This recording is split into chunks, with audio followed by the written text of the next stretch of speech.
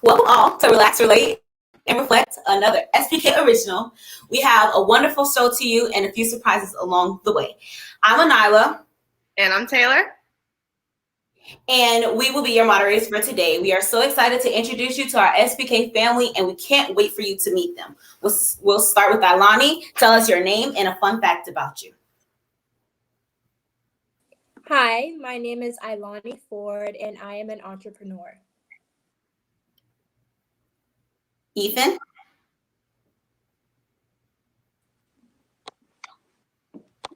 Hi, my name is Ethan. I'm a ninth grade freshman. Evan.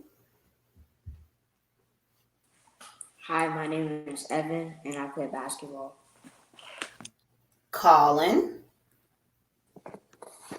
Hi, my name is Colin Ford, and I'm in the 5th grade, and something that is interesting that I like to do is play video games. And last but not least, Mr. Cornell. My name is Cornell, and I play baseball.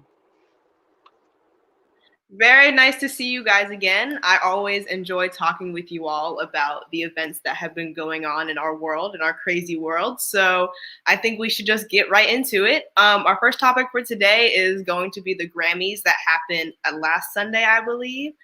It has been one of the first, I guess, big events that have happened since the pandemic.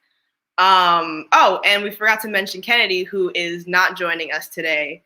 But she will be missed, and we will see her next time we do our show. But about the Grammys, they happened last Sunday. It was one of the first big events that occurred after the pandemic, after lockdown. And we would just like to know your thoughts and your opinions about what happened that Sunday. So why don't we start with you, Ilani? I enjoyed the Grammys. However, the nominations I wasn't really happy about because a lot of artists that I listened to and I think, had a lot of hits during 2020 and 2021, they didn't receive a nomination. However, a lot of the performances I did like. I liked DaBaby's performance. I like Doja Cat's performance. I think Megan Thee Stallion and Cardi B's performance was a bit much. It was a bit much because my mom and my grandma were watching, so it was a little awkward, but I mean, they did a great job. Yes, I completely agree with you on that one. Evan, what do you think? I enjoyed the Grammys, and honestly, my favorite performance was Lil Baby. I didn't want to. I saw Megan Thee Stallion, but then it just got out of hand, so I stopped watching. Ethan, what did you think?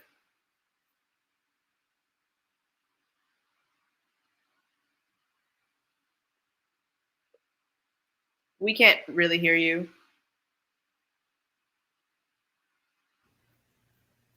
You're muted, but you're not muted. Yeah.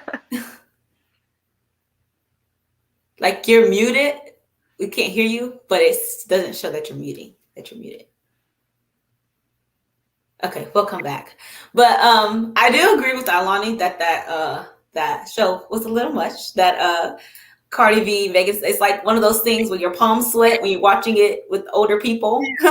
And I really did like Lil Baby's performance. I thought it was so like iconic that he was able to bring that forth, and the fact that he had already stated that wasn't something that he wanted to do with his music, but he felt like he had to because of his platform, and I really love that.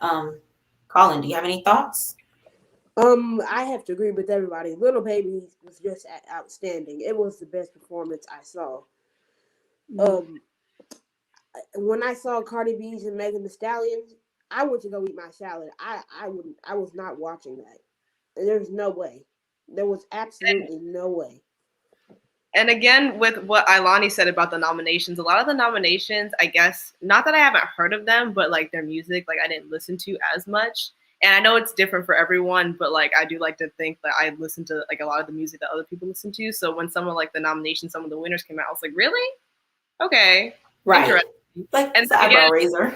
Yeah, when Cardi B and Megan Thee Stallion, I do the thing, where you gotta, get up and go get some water. You look at your phone. Your shoes get really interesting all of a sudden when you're watching older Yeah, that you know your parents tell you don't make excuses. That's when you make an excuse to leave the room. Yeah. Right. But we have to talk about the historic moment that happened that night where our girl Beyonce is now officially has the most Grammys of any female singer ever, which is so dope because she's been setting records since she said she was 9 years old, which is so cool to me because people only dream of that. And to see her doing it and like we are helping her live her dream is what she said. So I think that's really cool. Does anybody have any thoughts about that? I mean, I'm not even surprised. It's Beyonce. Like she said, she's been setting records since she was 9. She is iconic. She is fantastic. So I am so glad that happened. I mean, she deserves it. She worked so hard. She is so talented. So good job, Queen Bee. Definitely. And the song that helped her get there is so important too because it's like Black Parade. Who would think to put that together? And like some of the lyrics that she used is just so big. And a lot of these Grammy wins were people who wrote their songs about police brutality. So her won Song of the Year for her song I Can't Breathe, which is a tribute to George Floyd. And I think that's super important because it just shows that these females, these Black and brown females are out here doing it. And it's just proving that Black people can do anything. We are literally so versatile. And when we put our mind to it, there is nothing that cannot be done. So Cornell, do you have something to say? Yes, I agree that Beyonce did deserve the Grammy, but I don't think that Megan Thee Stallion's song Savage should not have won over Lil Baby, The Bigger Picture. Yeah, I don't think that was right. That should have been changed another way because what the song stands for, that shouldn't have won over something that he put his heart and soul into, especially about a touchy subject at the time and still at the time. Thank you. Yeah, I agree with that. I think she's overrated a little bit. I think Facts. like Oh yeah, I just like wanted to her say, get off the songs. topic. Her has better songs than her. Little Baby had better songs. Even Roddy Ricch. The Box is old, but it's still better than Savage. Yeah, and I also was happy to see Yeah, I that her just got a wanted to. nomination too. Because she's like so good. She sang in the Super Bowl, I believe, and I think she got a nomination for her song I Can't Breathe. And you know, I was so excited that she won because she's like one of my favorite artists. Although I wish she performed, but I was still really happy for her. Yeah, so I don't know if you guys noticed, but during the Grammys when Beyonce came up, how do you guys feel about what did you guys see Jay-Z's hair? I just wanted to see how you guys felt about that. I personally, I just thought it think was that's so cool. Evan, you don't do that. You don't do that to Jay-Z. Just leave him alone. I mean, he has his own little look. I don't like it, but he's a billionaire. No, but I think that's so dope in the music industry that he's in because you know that's something that people look at and say that's and label him as like a thug or something. And the fact that he's in this big position and he's saying I'm gonna wear my hair how I want because people are gonna talk about me no matter what. So I'm gonna do what I want to do. And let's just make it clear: this man is 50 years old with all that hair on his head. So I just think that is like he's just flexing in a major way. His hairline is not doing anything. It's right where it's supposed to be. Has all that hair, and he made it to a point where he can be authentically Black, and nobody can really say anything to him. And his hairline's not even receding, and he's like 55. Exactly. So we're gonna move on to our next topic. The next topic was a huge buzz, and they have the two girls who clearly have stated they know nothing about sports talking about this today. I digress. The All-Star game between 2 Chainz, Lil Baby, Quavo, and Jack Harlow. I did not watch it. I know some of our boys on here probably watched it, but I did see all the tweets and everything that was going around about that in the memes. It was just hilarious. I would like to get you guys' take on that. Well, Little Baby's horrible at basketball. Absolutely horrible. Horrible. Jack Harlow, I can say the same thing. He's a little bit better than Little Baby. Quavo and 2 Chainz, those are the hoopers. Now, they're actually good. So what I'm hearing is a couple people on that court had no business being there. Exactly. One half of that court had no business being there, actually, is what Colin's saying. So, I mean, that's a good point. Some people's basketball is just not their strength. Lil Baby is a rapper. Maybe he just needs to keep rapping and be a GOAT at that and leave the basketball to the other people. Like we just talked about, he did great at the Grammys. He should just stay in his lane. Exactly. But it's an all-star game, so I guess they had to have big people. So, well, speaking of the all-star game, I just wanted to so about the all-star game, I like how they incorporated the HBCUs. Did you see like the custom-made court? That was cool, and they gave. I did see that. HBCUs, and they did the Negro National Anthem, and what was it? Something else. I think that was it. And then they made little custom HBCU hoodies, sweatpants, and stuff like that. Yep, everyone to give you the chance to talk. Yeah, I just wanted to say that I think that the fact that Jack Harlow's that bad and his latest song was about Tyler Hero and he didn't learn any skills, that should disappoint him. That's tough. That's tough. Does anyone else have anything to say on the All-Star game?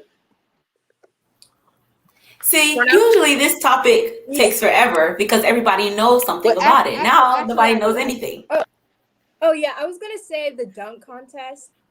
It wasn't as good as it was last year. I will say a lot of the dunks that they made you see them quite often. It wasn't anything, shocking. So I mean, I wish they did something different. But I mean, it was still good to watch. Yeah, but the Team LeBron was stacked. Team Durant wasn't winning. No, like I said, Durant made some mistake. Like I said, I did not watch it. My eyes were nowhere near the All-Star game. Cornell, do you have something to say? Yeah, I saw that with Stephen Curry when he was shooting. I think he's gonna get traded to go to the LeBron team because the way they play together, it look like poetry in motion. Like they've been doing it their whole lives. Like they've been on the same team the whole time. So I did see that clip. I did see that clip. That shooting all those threes. Steph Curry's pretty. That trade is coming soon. The 3-point contest was good. The 3-point contest was good. I did. Okay, so I did enjoy that clip because I like Stephen Curry. So I did watch that. But you're not gonna fault me on that one. But Cornell says the trade coming. I don't necessarily know what that means. So you don't know what it means that Stephen Curry's gonna move from one team to another, and they're like he's going from the Warriors to another team. It's like that's what I thought. All right. It's like I kind of put 2 and 2 together. It's like at lunch. It's like at lunch at school. Someone wants your chips and then you want candy, so you guys just swap. That's a trade. Okay, I get it now. Okay, it's making sense. Okay. I thought by now I know more if you did your research. You know what? I didn't need that comment. That was unnecessary. Are you coming for me? Okay, you know what? We had 2-3 podcasters talking about you guys should have done your research, and here we are now. You still haven't even watched the All-Star game. Hey, we did our due diligence. We came up with a topic. We're talking about it. Cut us some slack, man. We could have not agreed to do the topic altogether, but here we are. Exactly. Letting you discuss it. Enjoying it. But still, you guys should have at least watched it. It was a couple weeks ago. Yeah, I watched clips. One of those is sit in front of the screen 2 hours watching something I have no interest in. I did the research. We could say the same thing about Hamilton. Exactly. Okay, but see, you didn't sit in front of the TV and you didn't watch that all the way through. You watch clips, you listen to certain songs, and then you had like an idea of what was going on. That's what we did. You had enough information to discuss it. We had this Exactly. 5-hour I had to play. watch. Colin and I had to watch it twice to actually understand what was going on. That We was had to terrible. watch that 5. I literally had to Google the plot of the Anila, show. Like I was so confused. Oh my It was gosh. a 5-hour play. The play was not 5 There was hours. only one time where you could take a break. It was like It was like a 1-minute break. no, it was like a 5-minute intermission, and it was a 2-hour play. Thank you very much. Okay, Or get your facts straight. you're not gonna come from my Broadway play. Okay. Okay. If no one else has anything to say about the All-Star game, I think it is time that we move on to the vaccine rollout. We have finally got a vaccine for COVID-19 that we've been waiting for literally a year last week. So I just want to know your guys' experience with that, how that's been going for you guys or your parents or your family members, because I know personally we've been trying to get the vaccine, but there are just so many like restrictions and so many qualifications. So I would just like to know your thoughts and your comments on the vaccine. Well, all I can really say about the vaccine rollout is, well, my father got his vaccine yesterday, and my grandma's getting her vaccine today. My dad got Moderna, and my grandma's getting Pfizer. But I think he's rolling it out very well to get it to the people, because Ron DeSantis is only giving it to the wealthy, because there was a news article where he was the first to give it to the wealthy, but the people who really need it, he didn't give it to them first. I think that the only issues are the lines for people. Other than that, I think the process is moving smoothly. Yeah, I don't know about you guys where you are, but down here where I am, it's as of right now, it's only people older than 60 and people who work in the school district, in my school district, who are able to get the vaccine. So those people who everybody is saying you need to get the vaccine are either not of age or are not working in the right place to get the vaccine right now. I think that's one of the big things, but I also like that because it shows that they have a plan, that there's a process to this and that there's steps. And like Ethan said, the lines are going to be long because people all around the world are trying to find some sense of normalcy with this vaccine. And I mean, but I did have a question. There's the shot where you get the two shots where you get one and then you wait the 2 weeks and you get the other one. And there's one where you just get it one time, bang, and you're done. Yeah, that's Johnson & Johnson. Yeah, if anybody wants to tell me what the difference is, or like if there's any benefits between doing one and not the other, I would greatly appreciate that. Well, they're saying that the one shot is worse than the 2 shots because Johnson & Johnson, they have lower rates than Moderna, Pfizer. Yeah, I think it's 75%. Yeah, that's what I've heard as well. I've heard the one shot is, I guess, less effective than the 2 shots, but I mean, I'm not completely positive. Yeah, because my mom got that first shot and she said her arm was hurting. I don't know about that. Apparently, yeah, people were saying when you get the 2 shots like that are 2 weeks apart, the first shot you get doesn't hurt, but the second shot you get, that's when you start experiencing symptoms like you get nausea, headaches, soreness throughout your body, aches and pains. Yeah. Yeah, I know some people who are like fully vaccinated and they are they're fully vaccinated and they're doing fine. Like they're just going throughout their normal day. They're wearing their mask around people who are not fully vaccinated and they're just like staying 6 feet without a mask, people who are fully vaccinated. So I think it's working as well as we can hope for right now.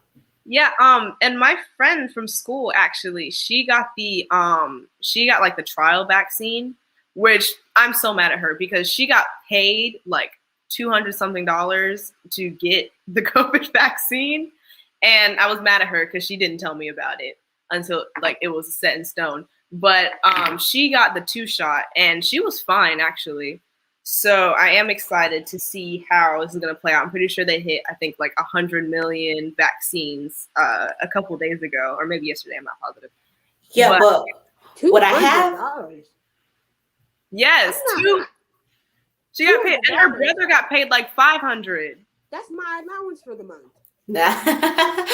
But what I did notice was that once like administration switched, the the preference to get the vaccine also flipped with that. So when we had a Republican president, the Republicans wanted to get the vaccine, but the Democrats were like, I don't know.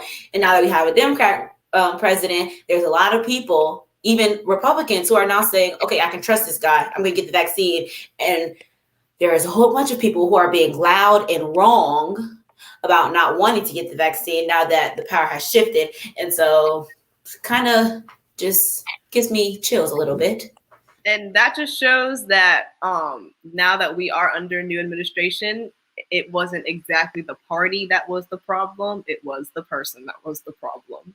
Yeah, because my mom said, I'm not taking the vaccine when Trump's in office, but if Biden's in office, I'll think about taking it.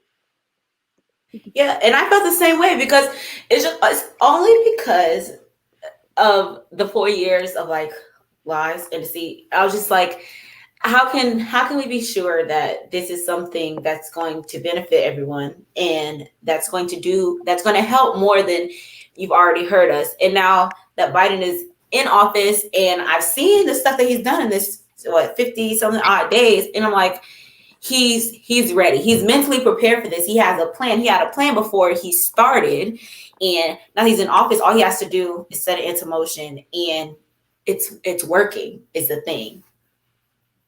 So.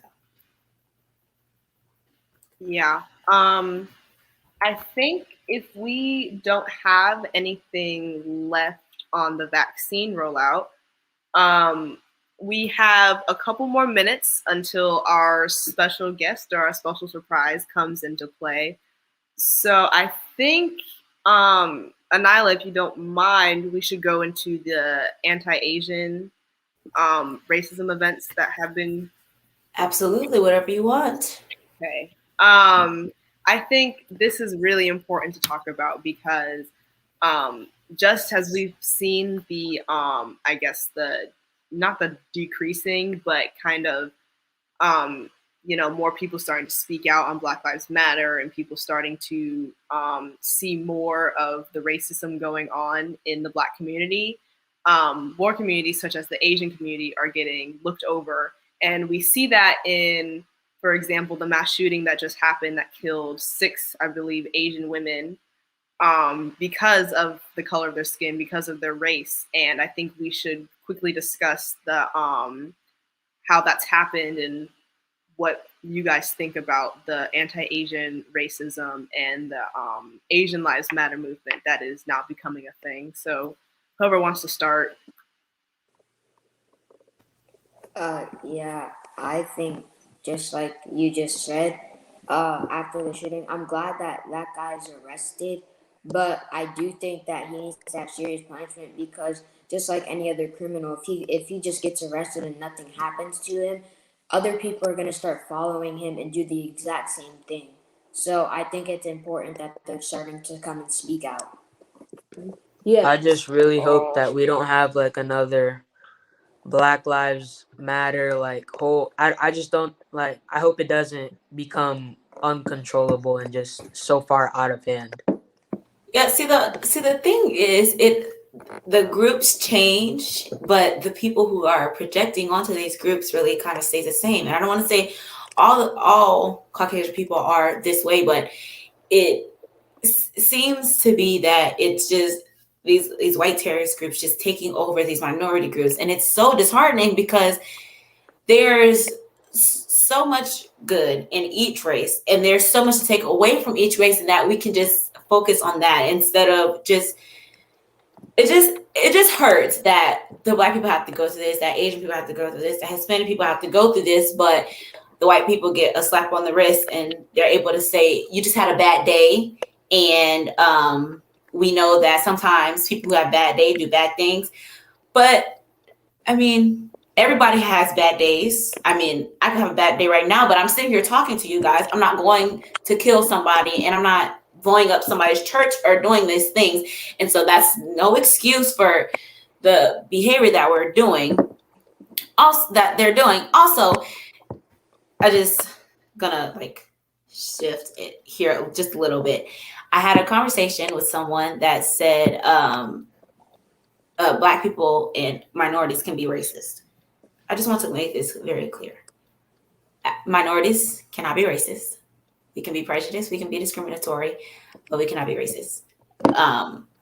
Because that is racism is rooted from a place of power, and white people from the beginning have put themselves in that position to be, the quote unquote majority. So just want to make that clear. Yes. Yeah. So, Yeah. I disagree with that. Everybody, racism isn't really tied to one race or the minority race or the majority race. Racism can be done by everybody. I know black people are racist. I know anybody can be racist. You can't just specifically put that on one majority race. That's not right. Yeah, and I have to agree with Cornell. Like, minority people can be racist, Black people can be racist, Indians can be racist, Latinos can be racist. It's not just Caucasians that are racist. However, in America, most racism stems from Caucasians less than people of color, but anybody can be racist. yeah, and one thing about the about what happened with the spa with the 6 Asian women dying, I think the person got arrested, which is good. He got arrested, but I don't think it's gonna go anywhere because if you see what's going on with Black Lives Matter, the people. I mean, Breonna Taylor, they barely got any charges. They didn't get a life sentence. I mean, I really don't think anything's gonna happen to him. All that's gonna happen to him, maybe a slap on the wrist and 4 months in jail and 16 hours of community service. Yeah. Sorry. I do actually, I'm really, really glad we are having this conversation because back on the can Black people or can minorities be racist, I do agree with Anila on this one. I believe that minorities cannot be racist because that's what that comment just said. Racism is rooted in power and it comes from the majority race. It comes from the majority group. I just looked up the definition, and it says prejudice towards a person on the basis of their membership in a particular racial or ethnic group. So if a minority is able to be racist, they have no right to be racist, I guess, because they have nothing to prove. They have nothing to gain over that. But I'm glad you said that, Anila, because whenever I say that to people, I just have to think it. Because I forget the part where minorities can be biased, minorities can be prejudiced. Right, that's what I'm saying. We can be like I can discriminate against someone who is a minority. I can be colorist to someone who's in my race. But what I'm saying is the way I think, and by the definition, racism is that sort of Caucasian thing because they are the majority. And I'm not saying that it has to stay that way because that makes the assumption that Black people don't have power or that Asians don't have power. But I'm saying as history has shown, they have placed themselves in that position to be seen as the majority, which would make them, able to be racist. That's all I was saying. I'm gonna Yeah, have to agree with yeah. Nyla and Taylor on this. I think, I mean, white people are the majority who are racist to people, but I think we can be racist. But it's just on my opinion. I don't think that Black people are racist. I think white people, I think Caucasians, they're the majority of people that are racist in most situations, but racism can stem from any group. Like Black people could be racist, anybody could be racist. It's not just Caucasians, but a majority of the time, most of the time, it's Caucasians. Those are the ones who are racist, but any person could be racist. But see, that's my thing I agree with because Alani. it doesn't start as racism. It starts as prejudice or it starts as discrimination, and then it grows to that. And by the time you get to that place of racism, you are in the majority with the people who are able to be racist, which is why I say the Caucasians. But because I did have this conversation with people from my school, and it is the minority majority, not just Caucasian, because you have those people who have Caucasian skin, but they are Jewish. So are they racist, or are they allowed to be discriminatory. And I personally, it's just the minority, because Judaism is a minority and can be seen as a race or a religion. They are someone who can be prejudiced or discriminatory, but I don't see them as racism. Yes, and to add on, But Nyla, from what you and to add, said from the beginning, you said that minorities cannot be racist, and you said, and then you're not changing it to saying that it's only the majority of the minority that can be racist. But I still agree with Delani saying that maybe the minority of the minority, saying that like they're probably the least amount like shown that even they can be racist.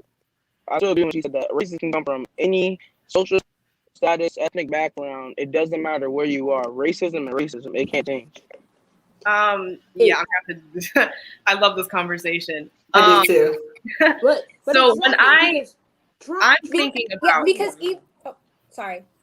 When I think of racism, or at least in this conversation right now, I'm looking at the statistics.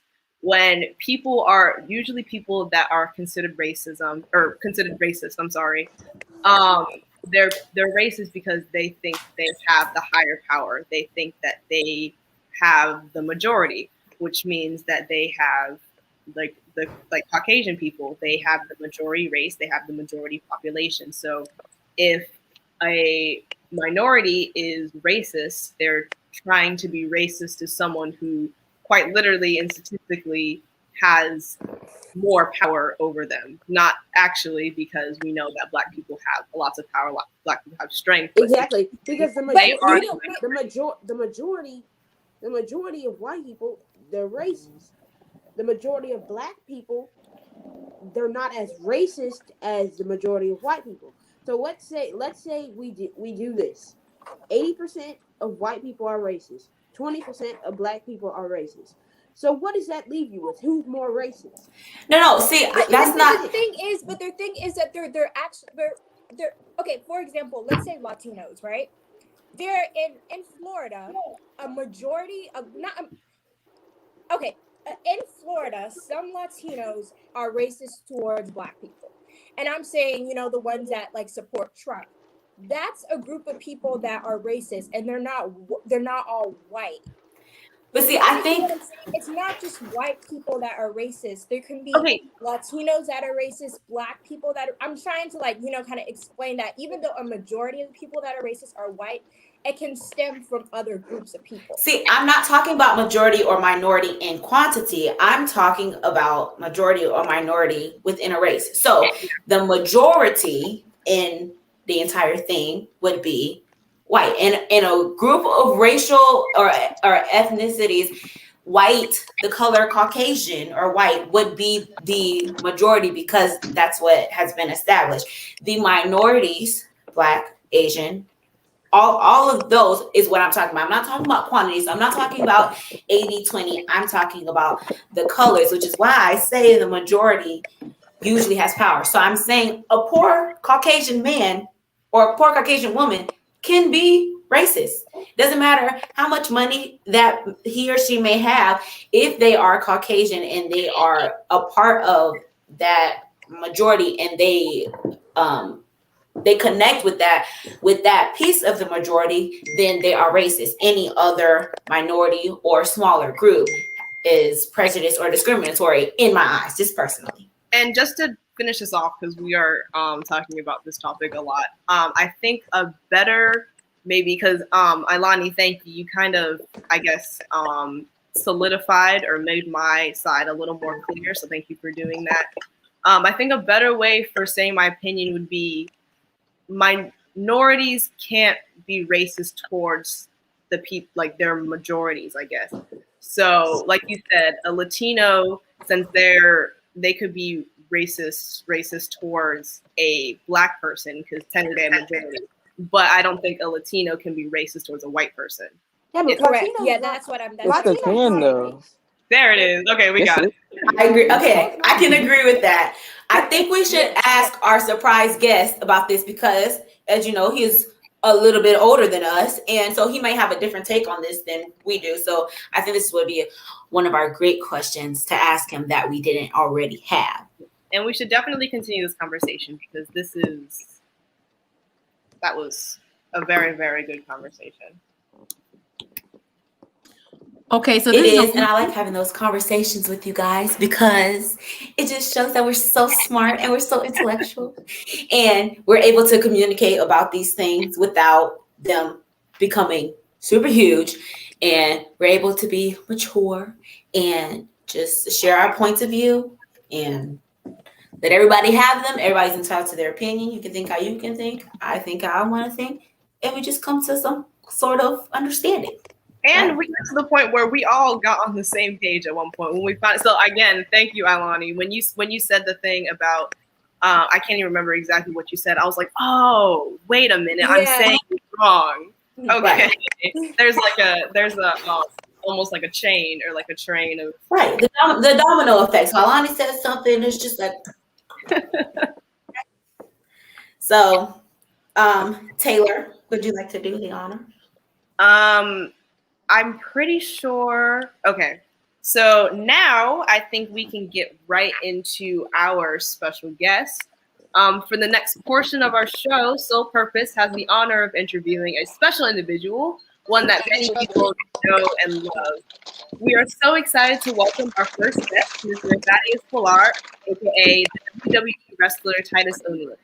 Titus O'Neil is a philanthropic WWE superstar and former football player. He is now an ambassador for WWE, helping thousands of individuals through various nonprofits and WWE partners, including the Boys and Girls Clubs of America and Special Olympics.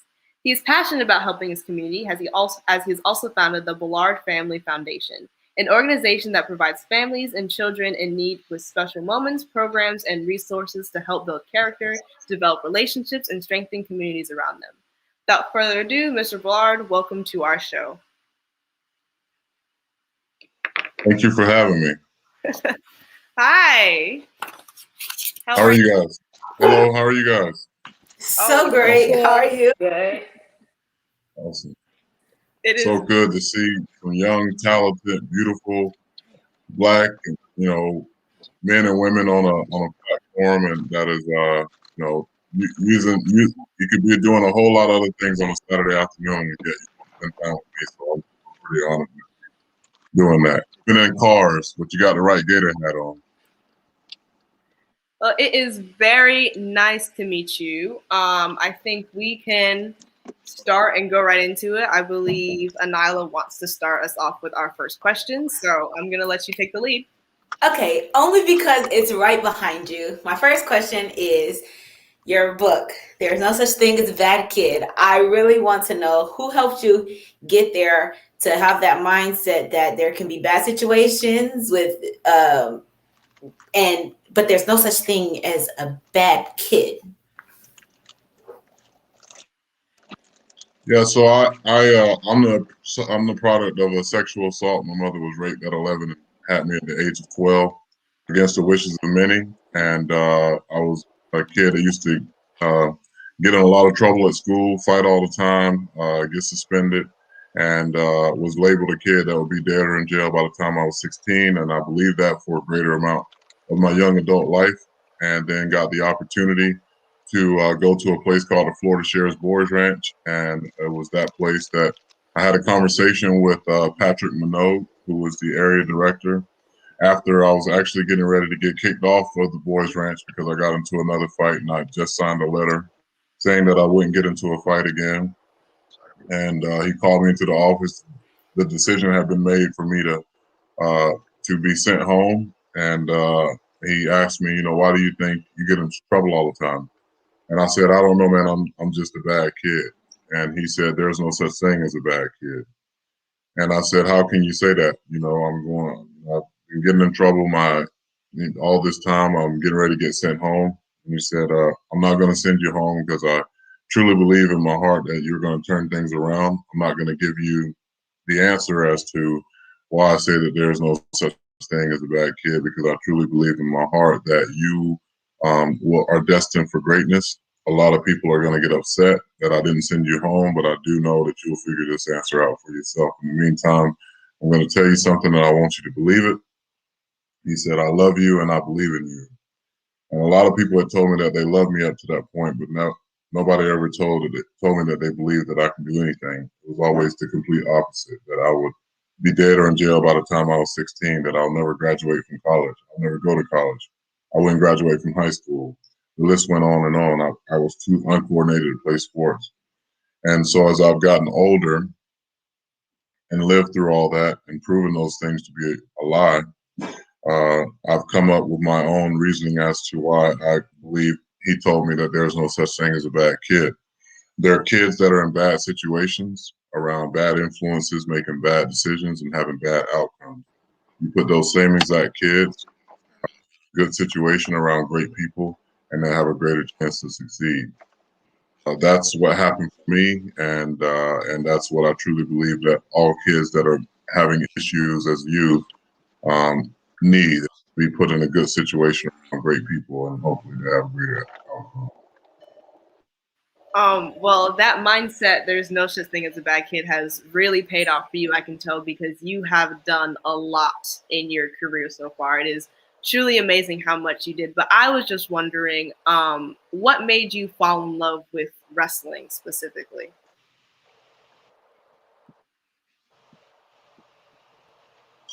Made me fall in love with what? You were Wrestling. breaking up. I said, what made you fall in love with wrestling? Oh, my grandmother made me fall in love with wrestling. She used to watch it every Saturday morning, and we were allowed to watch cartoons in the morning. And then once wrestling came on, we were either in or out the house. So it wasn't no in and out of her slamming her screen door. And so, and then that translated over into Mondays. My grandmother was a huge wrestling fan, and we'd watch Monday Night Raw together. I would always fight with my mom about wanting to stay up later because that's when the really, really good segments would happen. And I always lost that battle. But being able to stay with my grandmother gave me the opportunity to see something that I just enjoyed.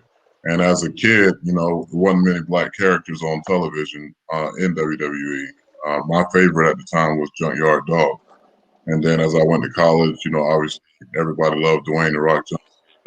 Now being able to work with in the same company he works in, and Stone Cold Steve Austin and so many others.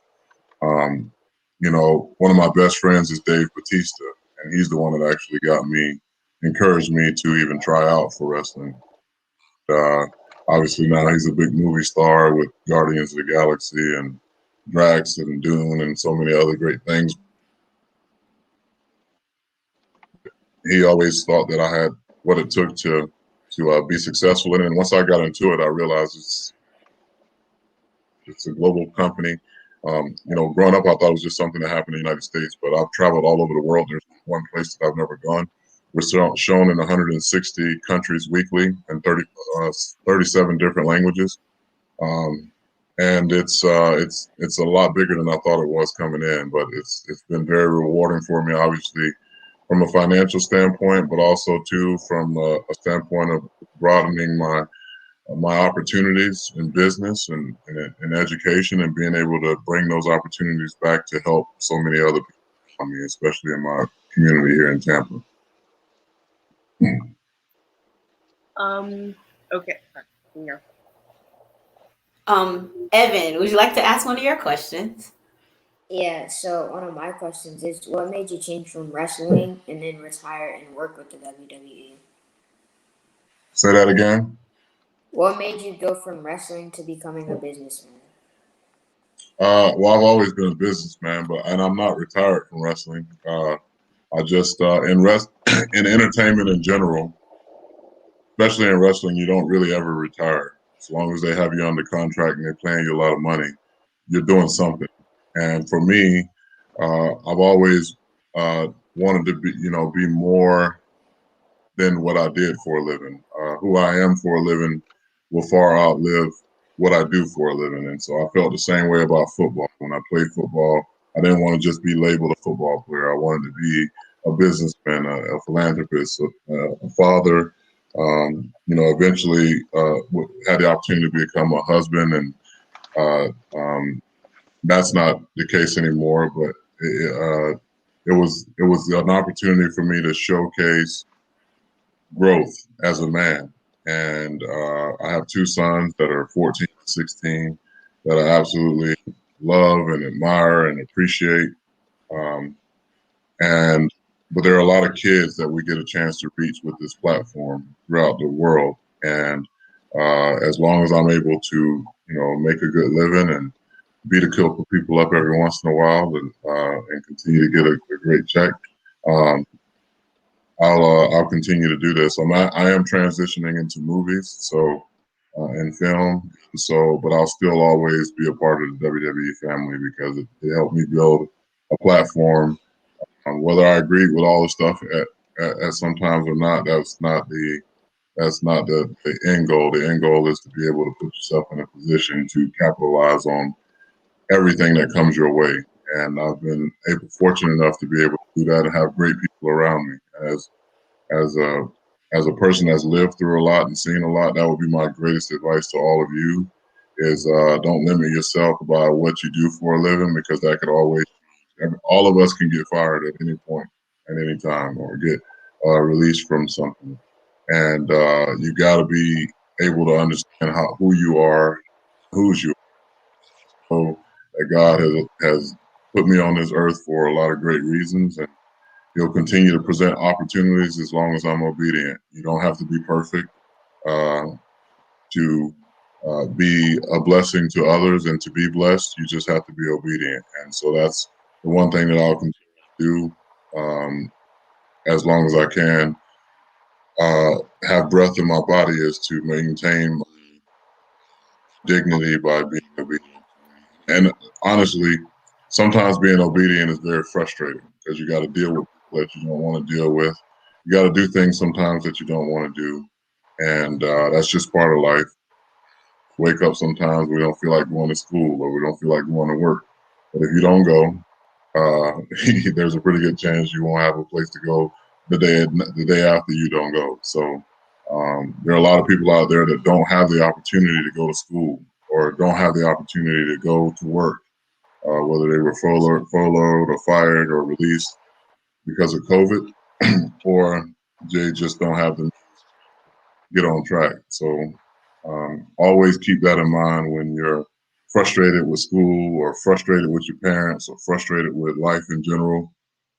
You have to know that that's part of life, and we as Black people have struggled a lot. Our ancestors struggled a lot to get us to this point where we are able to speak up for ourselves more openly and honestly. We are able to go to colleges that we were banned from years ago. We are able to play sports that we were never really invited to participate in. And, hopefully we'll be able to increase ownership in sports that we predominantly dominate anyway. It's all a process. And for me, with WWE, I feel like my presence here over the last 12 years has definitely helped the business of wrestling and professional wrestling and sports entertainment as a whole. And if it had not been the case, then I would not be getting ready to host our biggest event of the year. And it's the first time that an African American has done so in this position. And I'm looking forward to doing it in my hometown of Tampa Bay. Thank you. I think I speak for everyone when I say we will take that advice and take it with us for as long as we can remember. And I did hear about that you'd be hosting WrestleMania, and I'm very excited to watch that. Ilani, I think you have the next question. Well, first off, I just want to say, congratulations. My question is, what's your greatest accomplishment? My greatest accomplishment is being a father to my two sons. That's my greatest title. It's my greatest accomplishment, and it is my greatest honor. There's not enough money in the world that can replace the feeling that I have as a father, especially not growing up with a dad myself, not even knowing who my father is, being able to provide things for them, being able to laugh with them, play with them, attend their games, practices, put them in positions where they can travel and see things and do things and be at a school where I feel like is equipping them for the real world at Berkeley Prep. learning how to navigate through those spaces and still maintain an understanding of who they are as Black men in America, understand who they are as men in general, and the expectation that's going to be placed on their life. And I enjoy every single aspect of being a dad, and it is my greatest honor and achievement. I could win, 25 WWE titles. I could have won 12 Super Bowls. I could have, won 6 national championships, and none of that would equate to the feeling of pride and joy that my kids provide to me. Okay, you better preach. Okay, we thank you for your advice and for everything that you're saying to us, and we will definitely take it and heed to it. I think Ethan has a question for you. Yes. So my question for you is, of the pandemic, how was life adjusting to it? Was it easy? Was it hard? And specifically for you,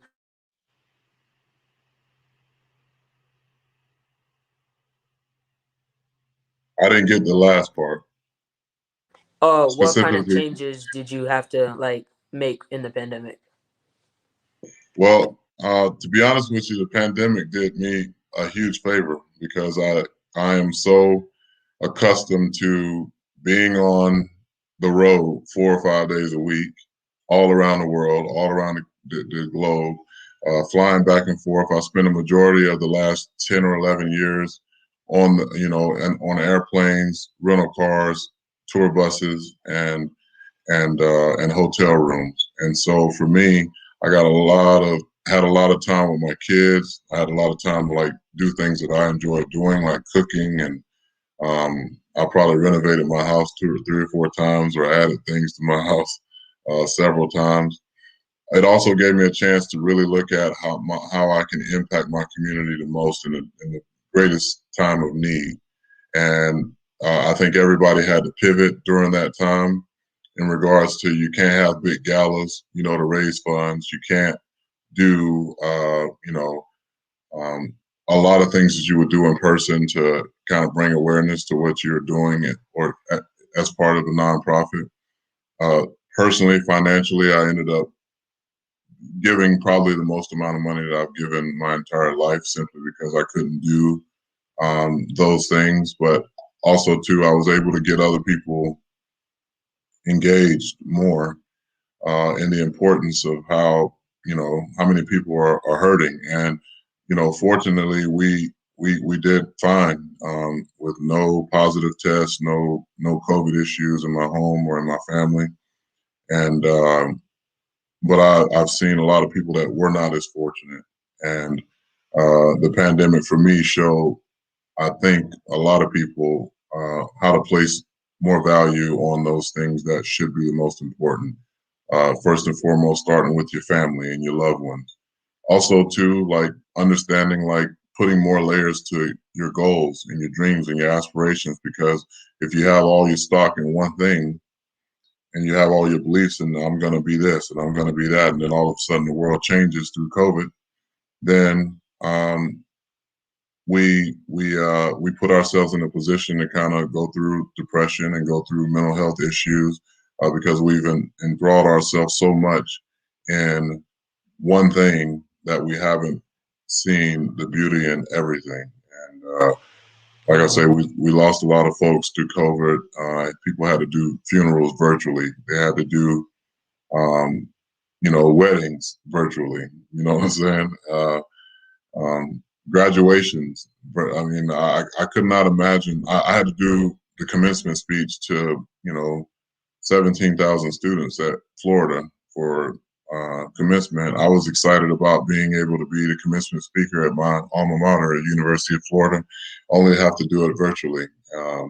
And that was different. So the world should have taken a greater look at themselves, but they also needed to take a look at the issues. And I think that COVID gave everybody the opportunity to open their eyes to the systemic issues that do reside in the Black and brown community and have resided for years.